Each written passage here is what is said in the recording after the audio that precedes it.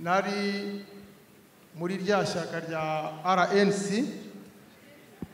nageze ino njya muri rya shyaka ndibamo girana ibiganiro n'abayobozi babo tukajya tuganira nakomeje kubitekereza mbigira indoto yanjye ndavuga igihe kizagera Imana impumwanya wo gusobanurira abanyarwanda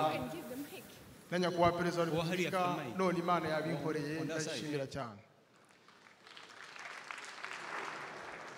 Nyakubahwa perezida wa repubulika nagiye muri RNC ibiganiro bikajya biba abyumva nza kubabaza ikintu kimwe gusa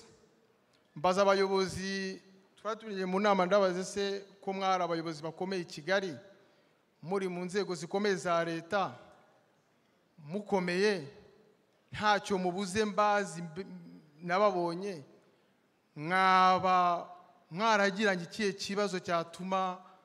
muza mukaza kubwira abanyarwanda no gucamo amacakubira abanyarwanda kuko batwigishaga ibyo gucamo amacakubira abanyarwanda. Icyo kintu twakiganiriyeho turagishwanira sohoka no mu nama ndataha bankurikiza abantu baraza baranyiginga ndatsemba. Nyakubahwa perezida wa repubulika kubera uburyo nzi igihugu cyanjye n'uburyo nakibonye n'uburyo muyobora n'uburyo nkunda igihugu cyanjye nta cyifuriza ikibi nahise mfata icyemezo cyo kwitandukanya n'ikibi nkajya mu cyiza.